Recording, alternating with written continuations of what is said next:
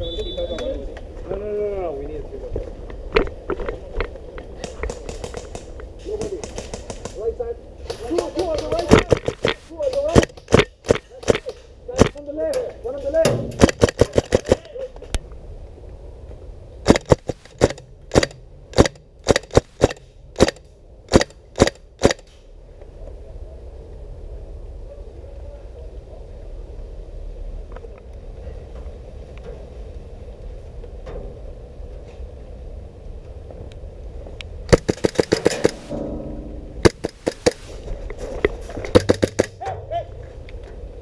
Fuck, it's too slow. Good shot. Hit. 2, 1, go! Oh, what's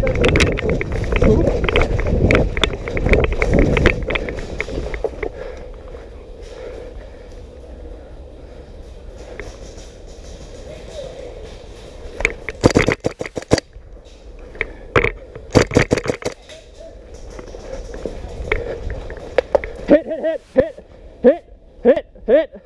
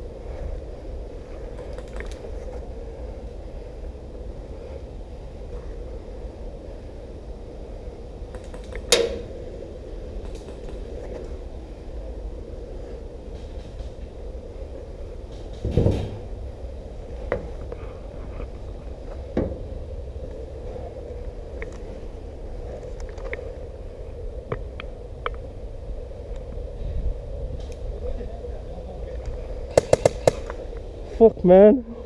It's good.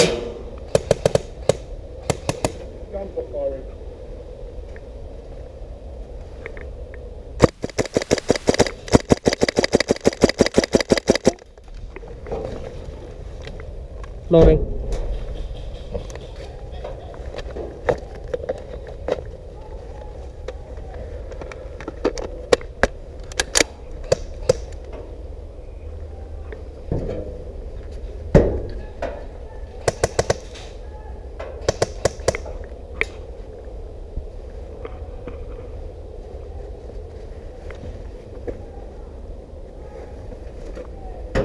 Stay.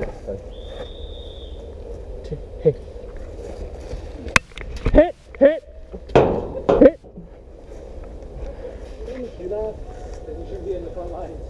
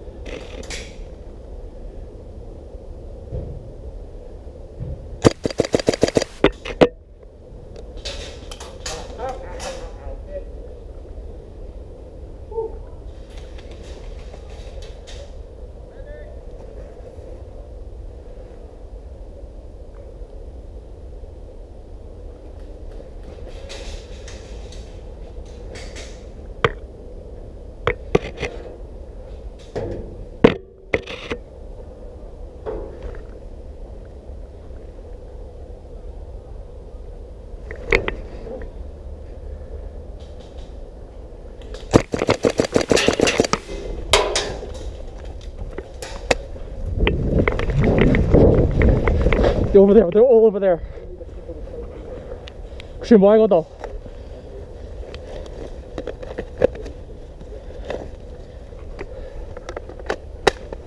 They're all over there. They're right there.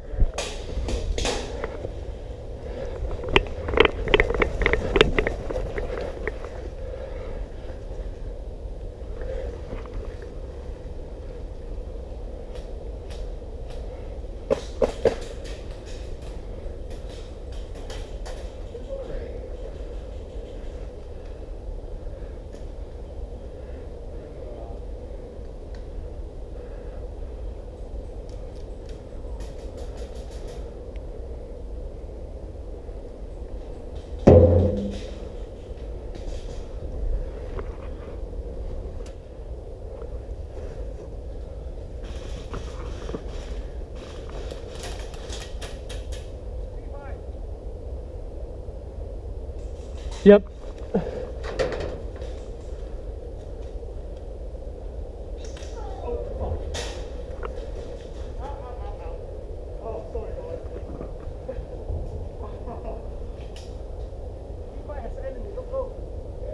OK， 你睇住啊。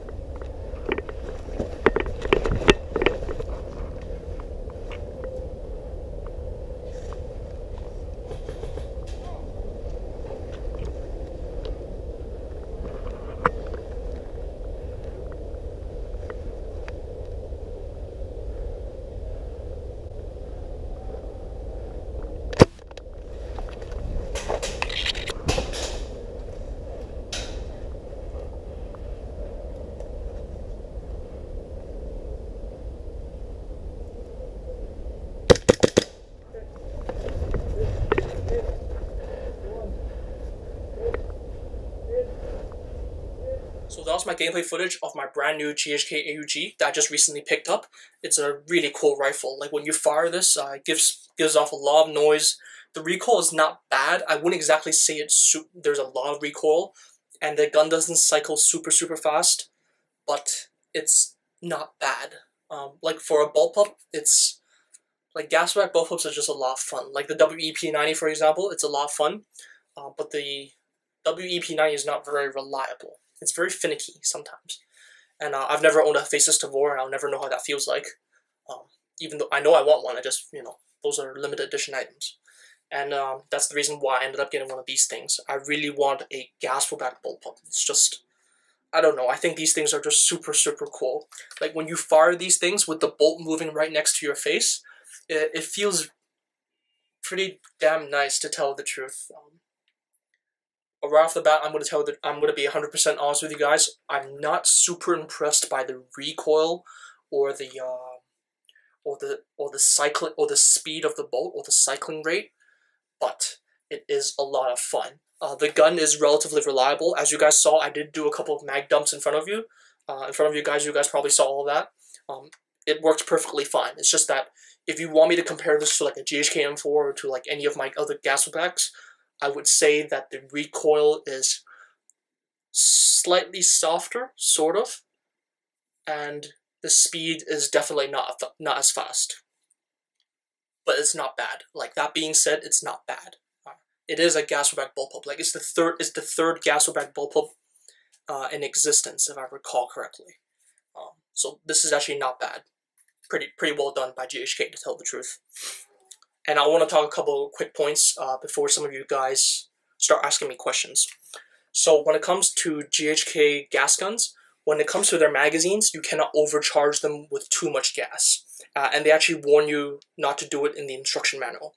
And the reason why that is because these magazines don't have a way of balancing the liquid to gas ratio inside the magazine. And because this ratio is not balanced, what will happen is that when gas comes out of these magazines, they will come out in vapor form instead of gas form. That's the reason why gas or vapor is spewing out of the chamber and spewing out of the outer barrel. That's the reason why. It's because it's not coming out in gas form. But when it comes to magazines like from Tokyo Marui or from WA, they do not have this problem. Or they generally don't have this problem. The reason why that is because in those magazines, they actually have a silver tube inside the magazine to prevent you from overfilling it. It behaves as a way of regulating the liquid to gas ratio by functioning as a limiter. It limits the amount of gas that you can charge into the magazine. So on a Tokyo Marui magazine with that silver tube, it points down like that. If you charge it with gas, what happens is that the bottom fills up with liquid, and therefore the gas will eventually not be able to enter because of that liquid. That's how it limits the amount of gas you can charge into the magazines. You guys may have experienced this effect by when you charge a Tokyo Marui magazine, you guys may have noticed that the gas will actually come out eventually. Like when it's full, the gas will actually come out of the fill valve. That's how you can tell that that limiter is working. That's how it works. Another way for you guys to understand it nowadays, like for example for a Tokyo Marui NWS mag, once you remove that silver tube, you'll notice that now when you charge your magazines, they don't do that thing where you have clouds and clouds of gas coming out of the fill valve, or at least not as much. And the reason is just because when you take off that silver tube, it no longer does that. That's the reason why. I'm not explaining it very well, but I hope you guys understand what I mean. Anyways, back to the topic at hand. So right now I have my AUG set up very division style, just because I really like this setup. It's actually very beneficial to me, is because if you get the GHK and the A2 configuration, it's shooting 1.8 to 1.9 joules. So I figured if I have to downgrade the gun, I might as well use a shorter barrel. It's because I actually want to use a 1 joule nozzle. I want to bring this into CQB as well, as you can clearly tell, because it is actually very CQB-ish. It's actually the size of my torso, the size of my body over here. So it's actually really short, but it is one of the heaviest. It's actually really back heavy. You have no idea how heavy these things are. These are incredibly heavy. This makes my GHKs feel like nothing, to tell the truth. So yeah, just be wary that if you get this gun, it does take a little bit of getting used to. But anyways, so with the A2 configuration, it was shooting a little bit too hard. In Hong Kong, we normally gain about 0.2 joules. So if it was shooting 1.6 inside the store, it was probably going to shoot 1.8 when I take it outside. So I decided to get a 14-inch barrel, have it shorter, and I can use put down the power a little bit, use a 1 joule nozzle, and the gun is roughly around 1.1 to 1.2 joules. So this is a setup that I more or less want right now, and I think I'm going to keep it like this for the future. I might even take this outdoors just because it does shoot not bad. Originally, I thought this was going to be a problem. Can you see that the outer barrel can sort of move? I originally thought that this was going to be a big problem, but it seems like the GHK AUG, it doesn't seem to have a big deal with this. I thought this was going to change the presentation of your hop-up nub and therefore cause your BBs to go like this. But apparently not. Maybe it does, but I don't sense that it does. I thought I was going to experience a lot of accuracy problems with the GHK AUG back when I took it out to a game. If it does affect it, I'm not detecting it. I'm going to be 100% honest with you, that was the very first thing that I was really, really afraid of, is because if the outer barrel moves a little bit, I thought the BB will feed in and then it will just come out funny. But it doesn't seem to do that for some reason. And I don't really understand why it's not doing that. Like, all of you guys who know me personally, I was terrified of this. I was 100% ready to machine something to fix this.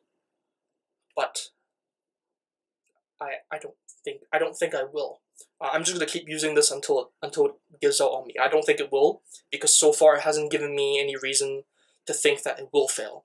Now that I've used it outside, now that I've ran a couple of mags with it, not bad at all. And just my final heads up, by the way, if you decide to get an outer barrel for your GHK AUG, there's a couple of ways you can do it. You can either get it in this configuration.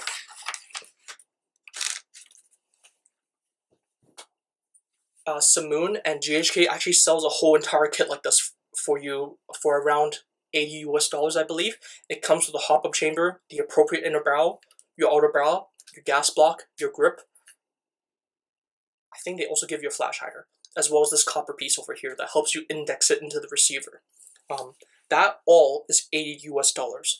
But if you decide just to get the outer barrel, just stand alone with nothing on it, it's $30 to $40 US. I bought this from WGC. I bought my 14-inch barrel from WGC. Everything that used to be on here, I just stripped all of it and transferred it over there. But I'm going to tell the truth, it was very difficult to do. Took me almost an hour and a half to strip everything over here and transfer it. It's because everything that's installed over here, it's like it doesn't fit. It's like it's pressed into this, so it's really, really stiff, very difficult to take off. I now understand why people fork out $80 US to buy the whole entire kit. It's because these things are sort of hard to install, to tell the truth. At least I find it hard to install. I don't know about you guys. I found it a little bit annoying. I wasn't prepared to, I had no instructions, right? So it was a little bit difficult for me to do. And I was messaging Simoon about it, and he wouldn't tell me anything. Because, they probably want me just to get the $80 US kit. I'm telling you right now that if you don't have the tools, get this. If you have the tools, just get the outer barrel. It's much cheaper. I know. And speaking of cheaper, by the way, these guns are actually selling for a little bit lower now. If I recall correctly, they are around 2,600 to 2,900 Hong Kong dollars, just because these things are starting to get cheap. I'm not entirely sure if it's because of Christmas, or is it because these guns are not selling very well. I'm not 100% sure, to be honest with you. I do notice that the sale was occurring before Christmas. Maybe that's the reason, I'm not entirely sure. But so far so good. That's it for the video. I will be doing a review of this maybe after a while. I will be using this for the next year, probably, just because I really like this. I think this is just super, super cool. I use backpack setups regularly, by the way, so these things actually suit me pretty well. Anyways, thank you guys for watching. Hope you guys enjoyed it. Let me know what else you want to know about the GHK AUG, and maybe I can answer you guys quite quickly. So, peace, guys. Happy shooting.